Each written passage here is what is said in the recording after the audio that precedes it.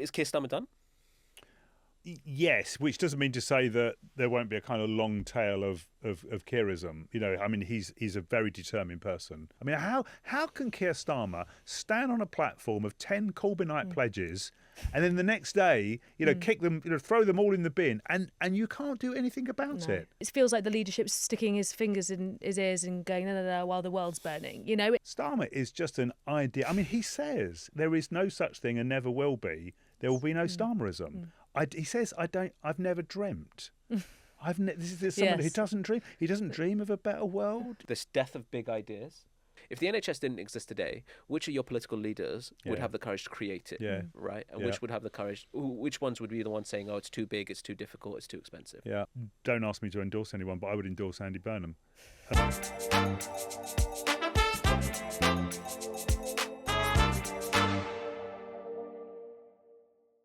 Hello, everybody. Welcome to the Politics of Podcast. I'm Ali Milani. And I'm Zoe Grunewald. I'm really excited about this episode because we've got an awesome guest who is joining us from South London, a proper South Londoner. Are you more excited about this one or other ones, or are you just saying it because I'm sitting with you? Well, I can't always say this because then people watch the episode, so they'll be like, you can't. No, we got Neal Lawson with us, who's the director and founder of Compass, has been an advisor to multiple Labour Party leaders, I think. Well, only Gordon Brown, well, I used to say that I was a special advisor to Gordon Brown, but he never took my advice. Yeah, very good, very good. I've been in that position actually, where a few people have never. But we're really excited to talk to you about pretty much all things Labour. We're going to touch some Labour factionalism, where Labour is, and whether this plane can pitch upwards or we're headed straight for the ground. Yeah. We like to start episodes with how are you doing? Yeah. I'm doing all right, really. I mean, in myself, they say that you're only as happy as your least happy kid. My least happy kid is all right. So, That's a great saying. I know, it's a brilliant saying. My mum says that as really? well, but only to guilt trip us. Oh, right. Really? To pretend that you're happy. Yeah. Well, my kids, both my kids are pretending to be happy, so therefore Nice. I'm all right. Yeah. Ask me again in 10 years whether the world's all right, and then we'll know. So let's come back in 10 years. How old are your kids? They're in their mid-30s. Oh, right. I know, which is hard to believe looking at me. No, you actually don't look old enough. Yeah, they're in their mid-30s, so they're fine. They've got jobs, partners, houses, so... Yeah, I was out with them this time last Friday for beers in Borough Market. Nice. Which Very cost me a nice. fortune. Yeah, they will. Yeah. They will if you go around there. Yeah. I think we should kick off by sort of telling viewers and listeners who you are, really, because Ali touched on it a little bit there at the beginning, but you have a real long-standing checkered relationship with Labour. You've worked for... you advised Tony Blair. You wrote speeches for Gordon Brown. Well, yeah. Peter Mandelson. I've been around the block. You've been around the block, and yet in 2023, the party threatened to kick you out, which must have felt like a bit of a slap in the face, really. Yeah, it's amazing. I'd been out to lunch with a friend. Got home. I think it was a Friday afternoon. Got home, opened my inbox up, and there's a letter from the Labour Party, an email from the Labour Party. I thought it was obviously like donations or raffle tickets or whatever else. And I opened it up. And my heart sort of sank a bit because it's just a very formal, we write to tell you that, you've been a very bad boy. You're under investigation for some tweet I did a good 2 years before that. And the first thing I did was phone The Guardian and say, this is outrageous. Can I write about it? Whatever else. And the bit in the letter said, you're not allowed to talk to the media about this. And I was just frankly outraged, and then I was subsequently interviewed by The Guardian, by the wonderful Zoe Williams, in which I went on a rant about, I'm a working class boy from South London. My dad was father of the chapel. I was in Nottingham during the miners' strike. I then did all that. I did Wapping. I worked for Gordon Brown. I negotiated the deal with the Liberal Democrats to win the 1997 general election.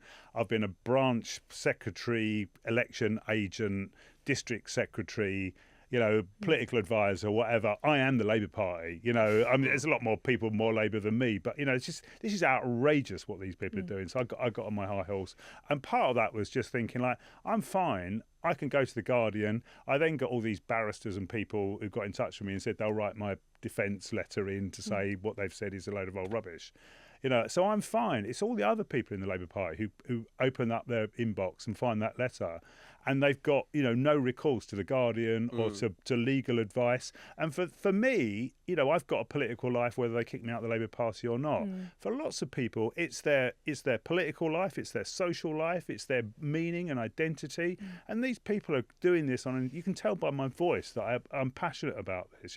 They've been doing it on an industrial scale to, as one of them said to the press, to shake off the fleas from the dog, to get rid of all of it, And of course, every political party's got to police its boundaries. You shouldn't put up with, behaviour that, shouldn't be put up with.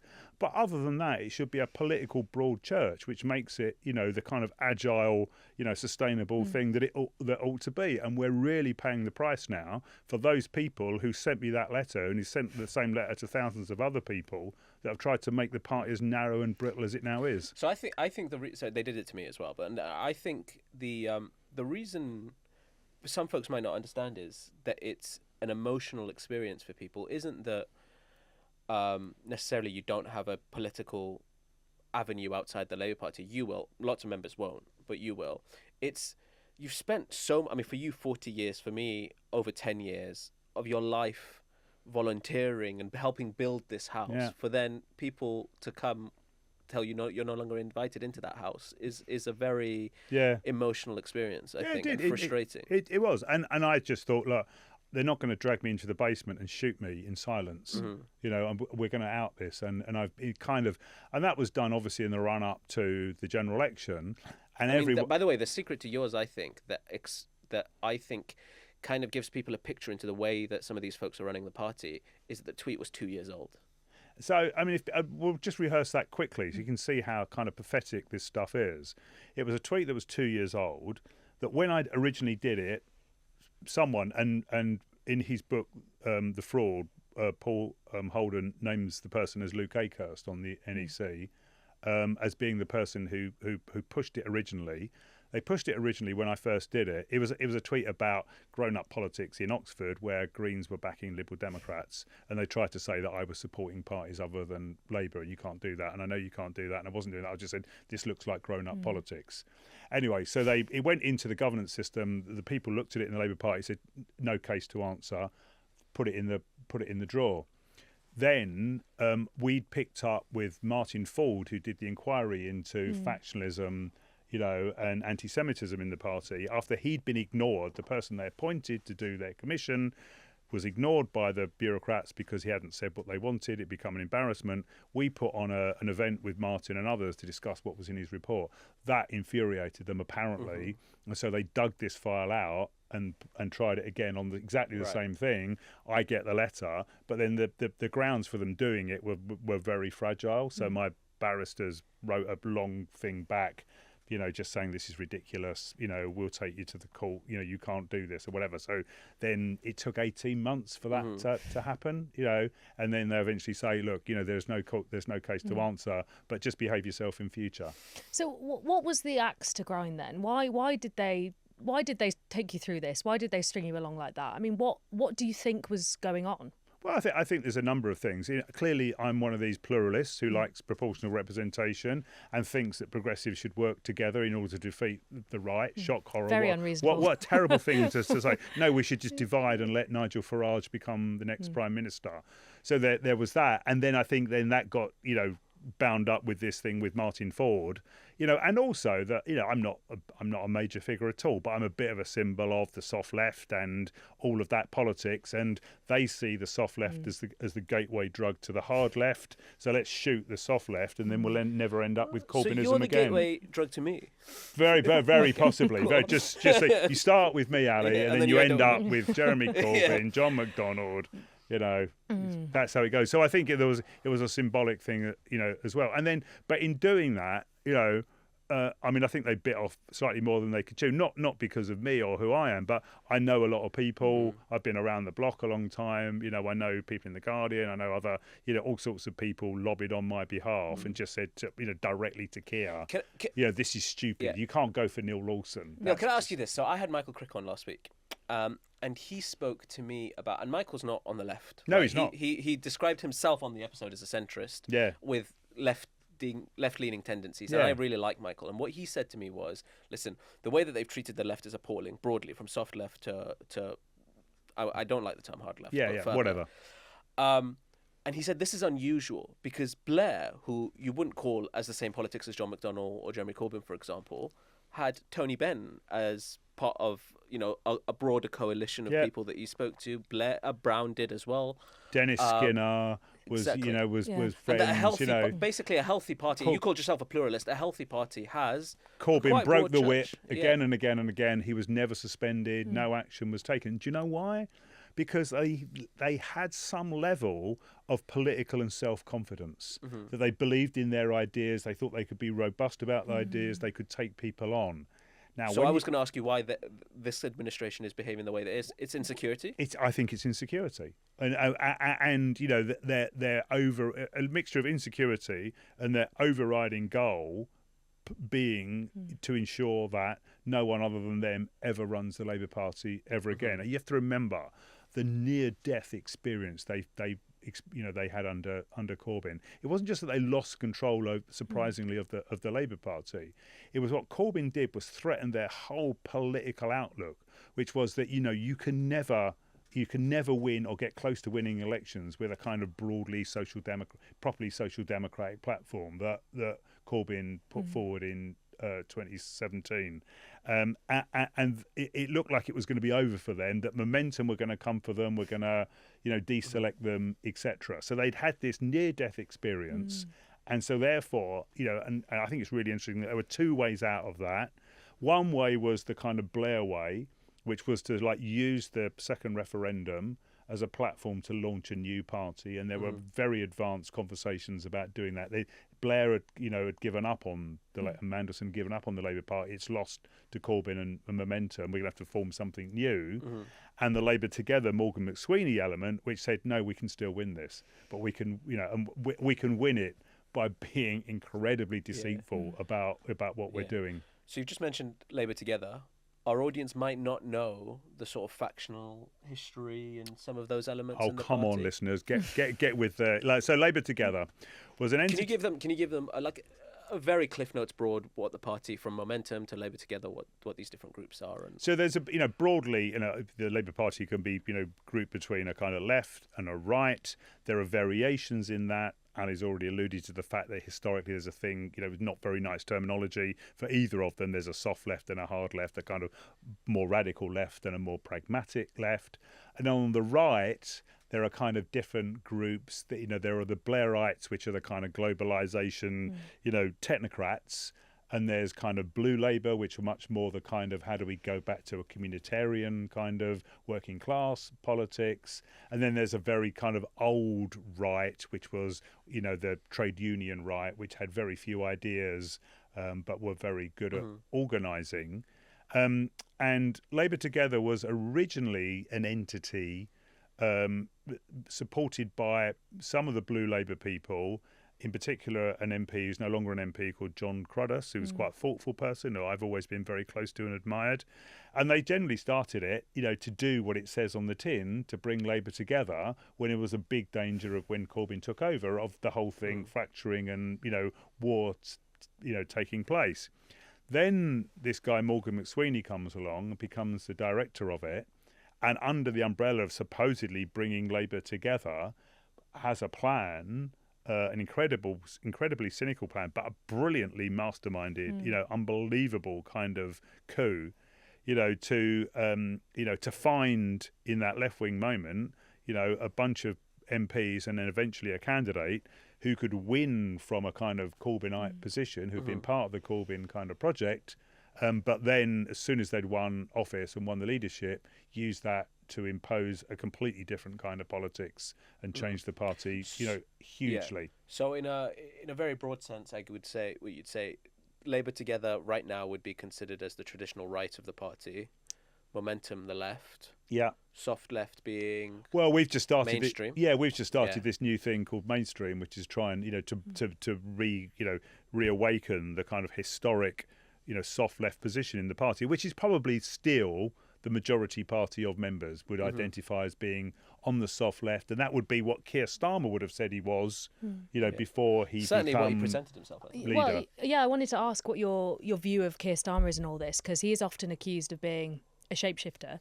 He obviously served under Corbyn, has since been spearheading the purge of many left-wing candidates, and has had this kind of ironclad grip on the party. But then people say, well, he's not really in control. He's ruthless, but it's not really him. I mean, where do you think Keir Starmer actually sits in this broad spectrum? Or, maybe it doesn't matter because it's the party he's presiding over. Yeah, I think he sits wherever he thinks it benefits him, really. It benefited him to be a Corbynite, and then it benefited him to kind of stand on a kind of, a ticket of, Corbynism plus I can do my tie up and be professional. And then the next week he was an anti-Corbynite who was, kicking all of those people out. He's then gone in different directions since. There's been a bit more, some of the blue Labour stuff. Even just in the last few weeks, he's been both blue Labour with the Shabana Mahmood, asylum, measures, and he's been this progressive, giving money away in the budget. You've got the stuff around, ending of juries. And this is, this is the human rights, lawyer, barrister, So he. When you present it like that, it's so incoherent. And it's the like political, I think, direction is really incoherent and chaotic. But there's also a hypocrisy to it, because when there was the chatter around Andy Burnham around Labour Party conference, there was that quote that was doing the rounds on social media about a Brownite, a Blairite, and a Corbynite walk into a bar, and it's Andy Burnham. Yeah. I mean, it's Keir Starmer as well, right? He's quite capable of taking on all these roles as well. I don't think he was ever. Is that just the nature of somebody who needs to be in control of the Labour Party? You have to wear several different hats. You have to. No.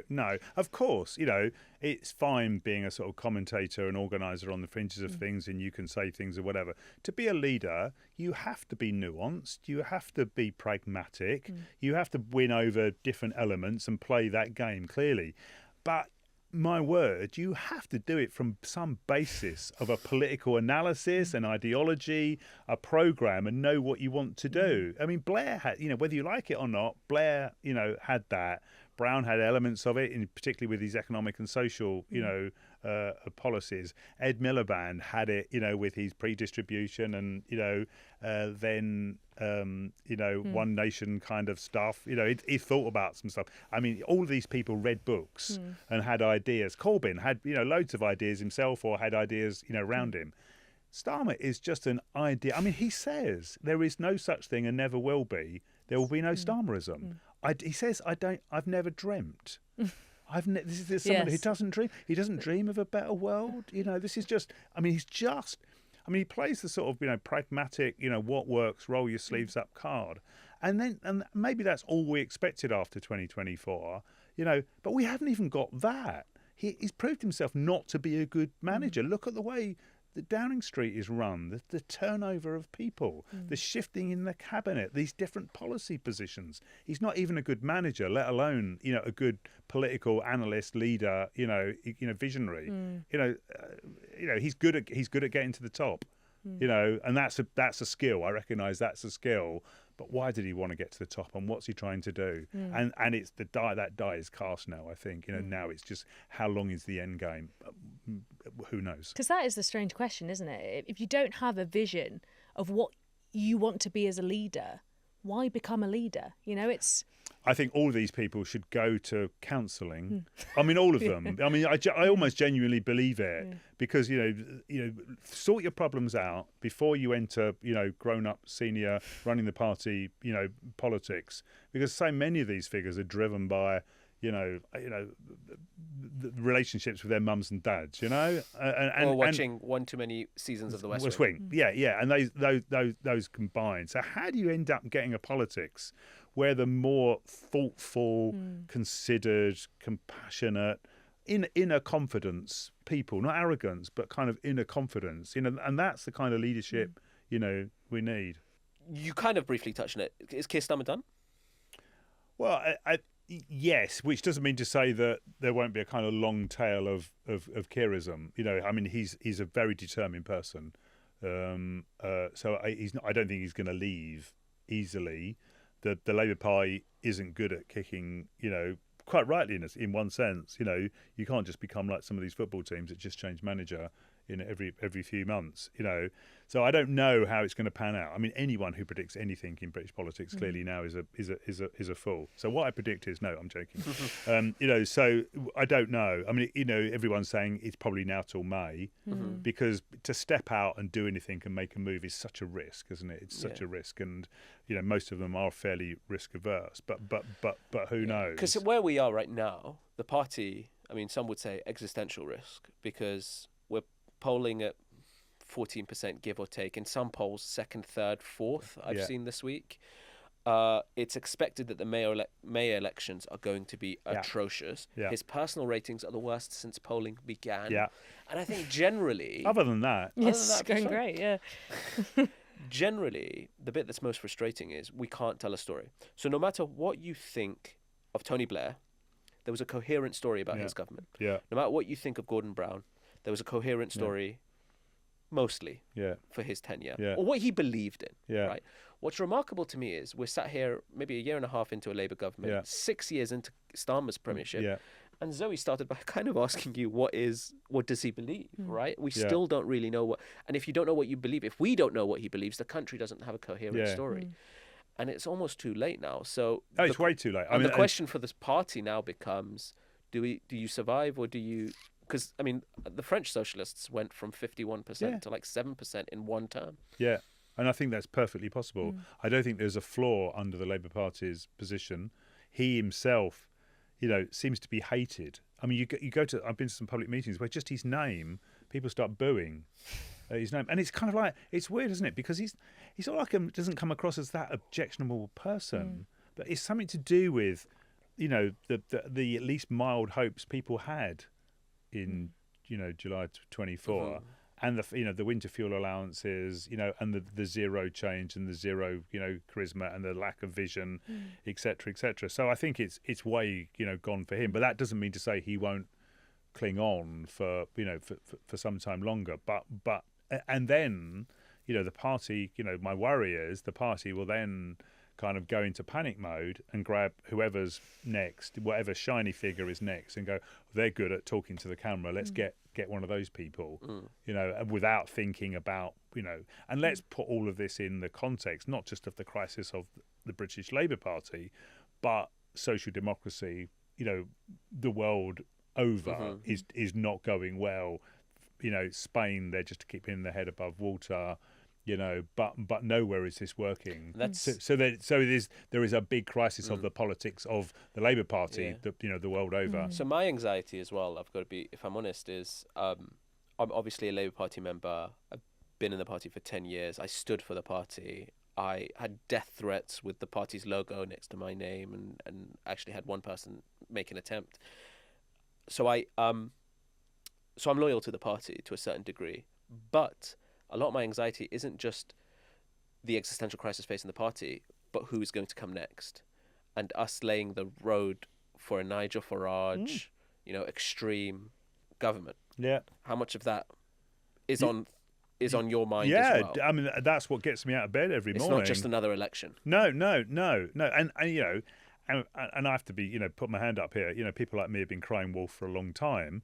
But I think the wolf's really up at the door now, and it isn't just that we might lose and Reform might win.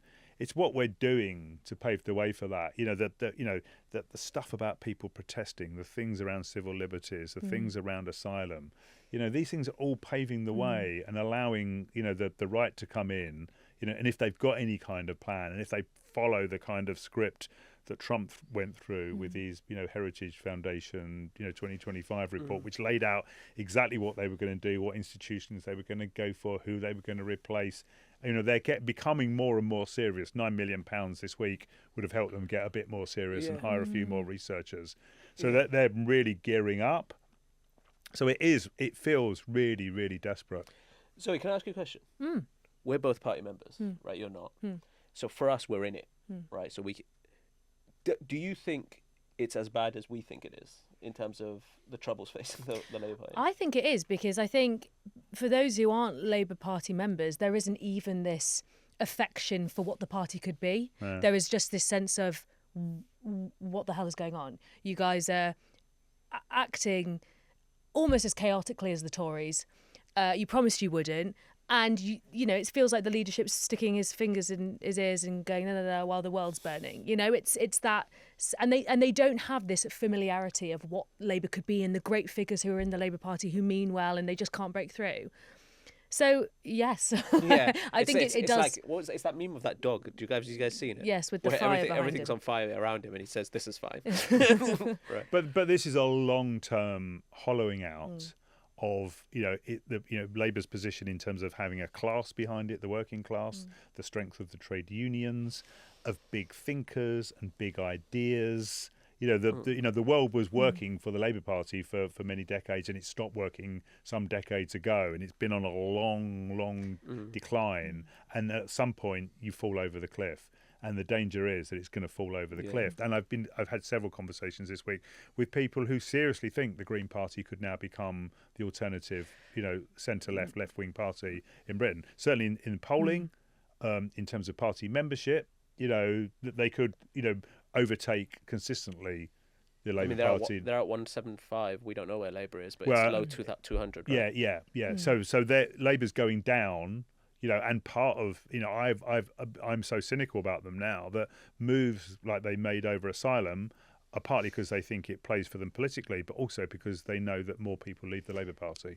Oh, you think they're doing that? Oh, yeah. I've always thought that a lot of their moves are in order to get more people out so that you can secure the leadership of the Labour Party. The more people who leave, the better for them. But then you have ownership of what, Ashes? Well, it doesn't matter. It doesn't matter. They don't want those people because those people vote for the wrong things. Those people are essentially Corbynites in their view. But do they still believe they can claw back Reform voters, for example? Or not even claw them back, just claw them over? So that they're right in one respect that it tends to be that every Reform voter you claw back is more valuable than winning back Greens or Liberal Democrats because their vote matters more in those seats. They're more marginal seats. So they're right in that respect. But the evidence seems to suggest that it's very hard for them to do that. And once people go to Reform, they tend to stick with it. But then you've got the question, because this is their electoral strategy, right? Their electoral strategy is very clear. It's following Emmanuel Macron in France. You just keep on going right and presume that the people to the left of you have got nowhere else to go. And you can win on that basis, potentially. I think it's one of the most interesting questions of the next election is, will Progressive hold their nose and vote for the least bad option? Or, like it seems to suggest in Caerphilly in the by-election a few weeks ago, they'll only vote for a Progressive alternative. Now, we don't know how that's going to play out. But, so we don't know if you can win on that basis. But even if you so-called win, you're only doing it on terms which ensure your long-term political, annihilation, because you're just moving the political, the Overton window further to the right, all the time. So why do that? Why do that? Just talking about the kind of the signalling element. The Island of Strangers speech. Do you think that was deliberate?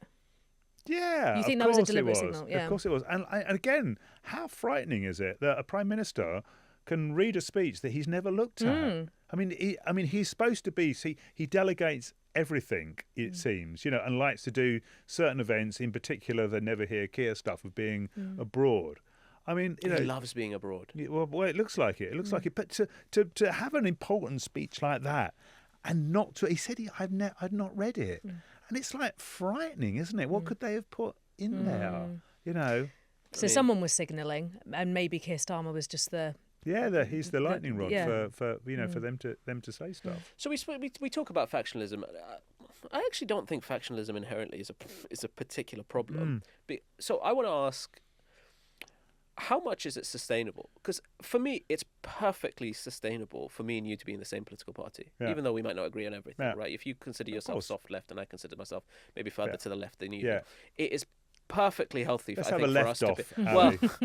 Well, by the way, I often think sometimes people on the soft left are a lot closer to us than they say, but I'll leave that.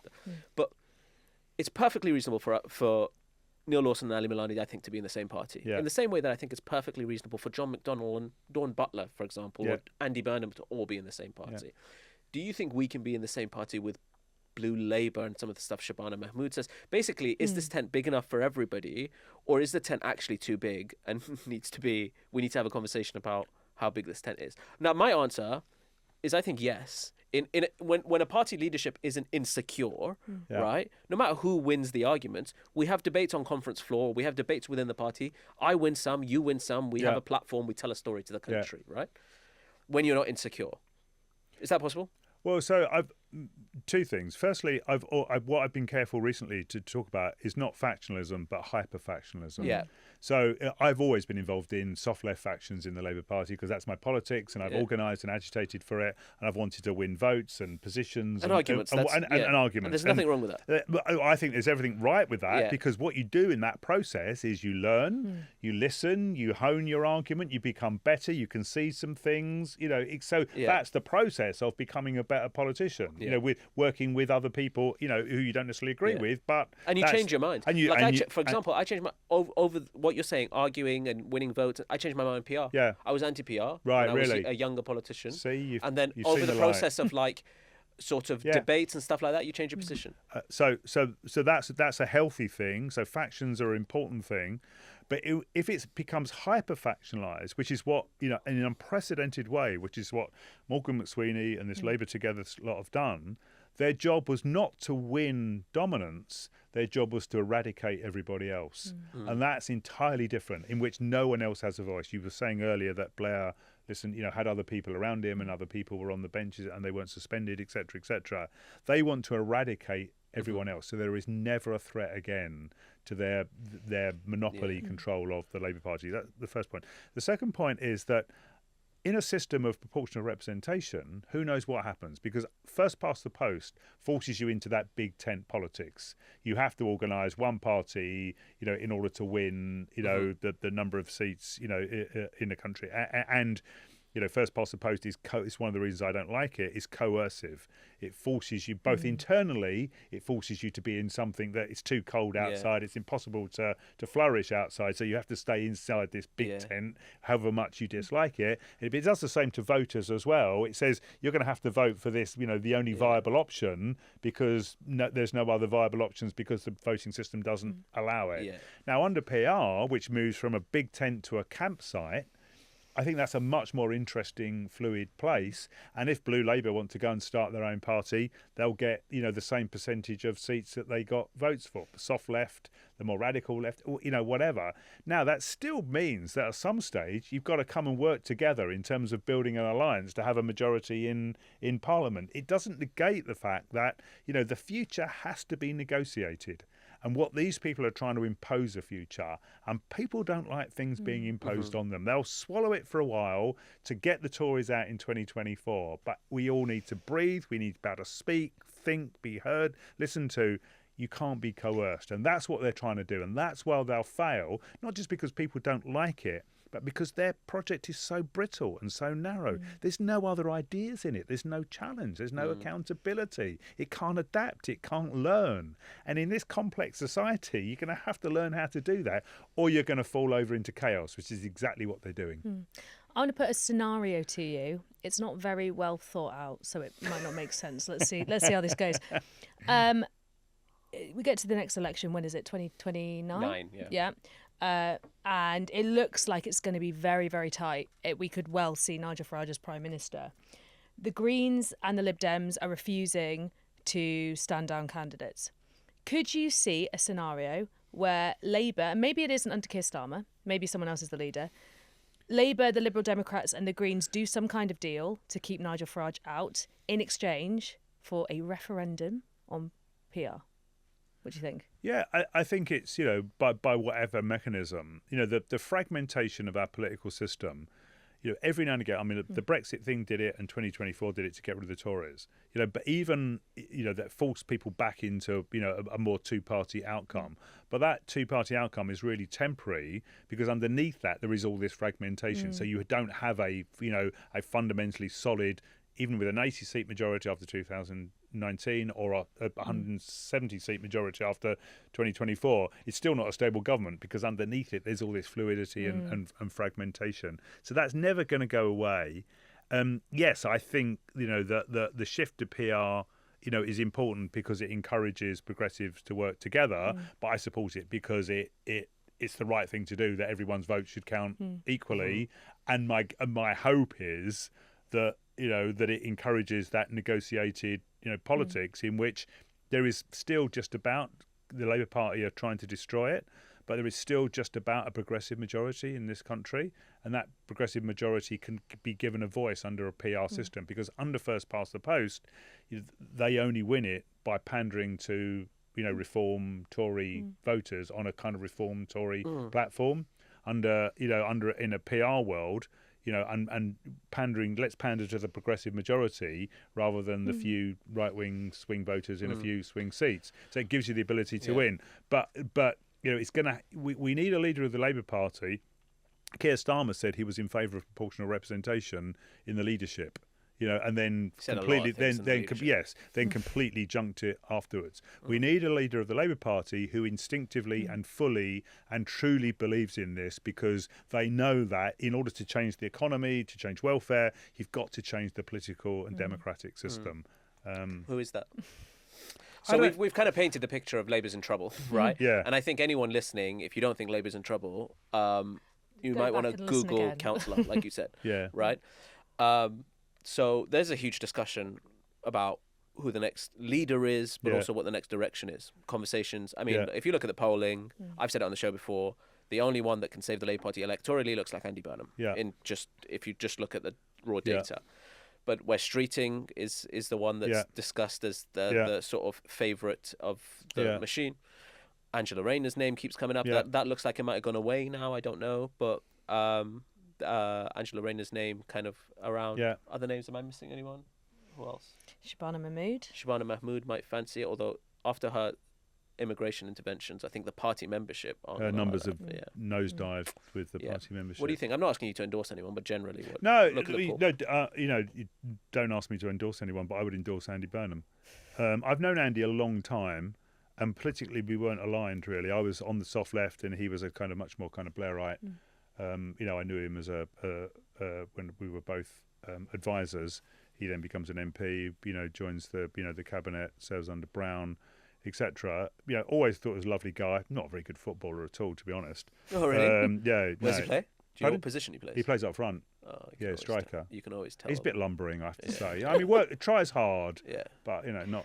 But you're like me, aren't we? We're playing net. Playing the nets. Yeah. The mad saviours. But lovely guy, and I never had that much to do with him politically. But then you see someone genuinely on a journey. And I think it is absolutely genuine. I've was saying off air that I've been sort of quite cynical since my early enthusiasm for Tony Blair in '94, and then got jaded about that pretty soon after the '97 election. I've not been enthusiastic about anyone. I've been quite wary. I think you have to have basic skills and credentials to become a proper political leader, particularly now, given all this kind of polycrisis threat of the right stuff. And I think Andy Burnham's been on a really interesting journey. I think it was kicked off by Hillsborough and his experience of that, and his kind of recognition that the state can act in that kind of way and can punish people and isn't this benign, wonderful thing. And so that started off. I think he was involved in the blood scandal stuff, but then the move to Manchester, and the recognition of the centralisation of power in Britain, about how you do politics. And this is remarkable that the way he runs the combined authority in Greater Manchester, that they never have votes. Yeah, because he practices a politics of consensus building, and as I was saying before, of negotiation and respect for people. So he did just really quickly. He did a speech a couple of weeks ago on growth. So Manchester is the fastest growing city region in the country. If you want growth, go and ask Manchester about how you do it and Andy Burnham. So he made the speech. It was a good speech. It's about how it's doing, where's it working, and how do you spread the growth out, so it's not just in the city centre but out into the the margins and the places that really need it. When he made that speech, he was introduced by the leader of the Liberal Democrats in Greater Manchester. And you think, what other politician would have someone from a rival party introduce him and say, here's Andy Burnham? They just wouldn't do it. But because he practices a politics that's so different, that he kind of he builds all of those kind of bridges, and in a way that I think works in Manchester and I think could really work in the country. I think one of the things that's broken with our politics, actually, and you've mentioned it already today, is this death of big ideas. I don't get a sense when I speak to MP, I don't get a sense of a whole lot of people with a whole lot of big ideas. And I always come back to, if the NHS didn't exist today, which of your political leaders would have the courage to create it? Yeah. Right? And which would have the courage, which ones would be the ones saying, oh, it's too big, it's too difficult, it's too expensive? Yeah. Right. Some of Andy's stuff, and I'm not endorsing him, but like some of the Andy stuff, I'll probably get there. Some of Andy, I saw him at a book launch. I told you this off air, and I fell into that dangerous area. I've been cynical for the last couple of years. Yeah. The start, so you say post '97 was your cynical years. Keir Starmer's premiership has really pushed me into cynicism. But I sat there going, oh, I think when you like, I think I believe him. Yeah. Right. But he's also talking about big ideas. Right, the way that how Westminster's broken as a fundamental political system, not just individual policies. I think. It's the argument that in order to change society, you have to first change the system. And that's the argument. And then you get these sort of cynical right-wing kind of members of the Labour Party go, oh yeah, but people on the doorstep never mention, no PR. Well, first, support for PR has gone up. Again and again, it used to go cyclically whether Labour was in office or not, and when it was in office, they didn't support it. When they was out of office, people did. But now it's consistently amongst the public. It's 60% now. Amongst the Labour Party members, it's 75%. Majority in the PLP. Anyway, so support for it, has gone up. But look, ask people about sovereignty, about their voice.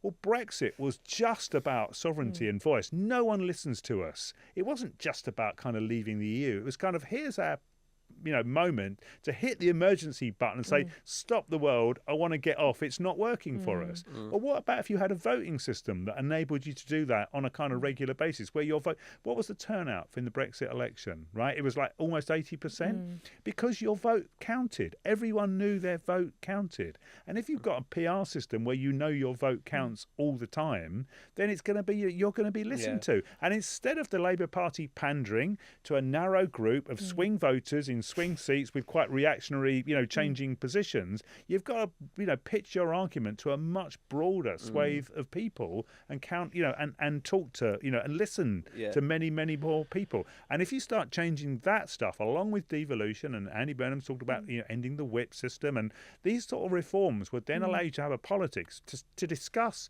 wealth taxes and water ownership and rent controls and all the other things that would really change people's life. If we make that connection, then people will go, I want proportional representation. So I'm reminded of a quote as a Muslim from the Prophet, who said that you can't pump clean water through a dirty pipe and expect clean water at the other end. Nice. Right. I'm going to remember that. And I think that's what we're talking about. Yeah. Yes, we want to deal with the solutions, but the pipe is dirty and we keep pumping clean water through and going, why is it coming dirty at the other end? And ironically, I think this is part of the problem people have with Keir, why they dislike him so much. And he does attract this very, very virulent, reaction from people, negative reaction. And I think it's because people overwhelmingly say the political system in this country is broken and he's the face of it. And that's the reaction that you're getting. And I mean, I could be totally wrong, but it also occurs to me that PR would encourage people, going back to that thing about people who want power. How can you want power without a vision? Well, I would probably encourage people who genuinely want to be politicians for better reasons to go into politics, because there will be more negotiation. There isn't the promise of unchecked power at the end of it. You're going into actually having to have conversations and arguments with people for the rest of your life. You're not just going to go and run the machine. Climb up the greasy pole, run the machine, and never. I mean, how can Keir Starmer stand on a platform of 10 Corbynite pledges, and then the next day, kick them, throw them all in the bin, and you can't do anything about it, because they fix the NEC, they fix the the conference, that they frighten people. That goes full circle back to the question of how they try to suspend me. That it's not just the suspension of it; it's everyone silencing themselves, never tweeting, never speaking in their branch meeting, worried about being reported, worrying about being suspended. This is an awful political culture, isn't it? I think across the piece that people, campaigners, political activists or whatever, are all coming to the same conclusion, that we need system change. That this isn't about one particular issue, whether that's the environment or civil liberties or whatever, that we've got to change our democratic and economic system. That we can't advance until we do that. And that, what you could call systems consciousness, I see rising everywhere. And so we need a political project, and it's probably a political project across different parties, but Labour's, could be the biggest tent on the campsite, but it's going to have to work with others in order to enact that long-term vision. And I'm going to finish on Andy Burnham. The reason I like him is because he recognises that it's a 15-year project to invest in social housing, to invest in transport, to change our education system, to build up apprenticeships, to give people the fundamentals, the foundations of a good life, and that's going to take a political consensus, to make that last. It can't be changing ministers every few months or parties. We're going to have a long-term consensus. That requires proportional representation, and that requires Labour working with Liberal Democrats, with Greens, with whatever happens to your party, with Plaid Cymru, with the SNP, etc. It's going to require all of that and more. And until we get to that kind of politics, we're doomed. But we're not doomed because we're going to make that happen, because it's the modern way, and the modern way always out. I can't think of a better place to end. Thank you guys so much. Which camera am I in? That one. Okay. Thank you guys so much for listening, for watching. Please leave a comment down below. I'm sure Neal will have a look, and we'd love to have you back on to respond to some of our viewers' question. Like the video, share it with all your friends, your family, your imam, your boss man at the shops, Blue Labour, all your factions. All your factions. Morgan, thank you for watching. Subscribe to the channel. We've got lots more interesting conversations headed your way. I've been Ali Milani. And I'm Zoe Grunewald. Thank you for listening to the Politics of Podcast.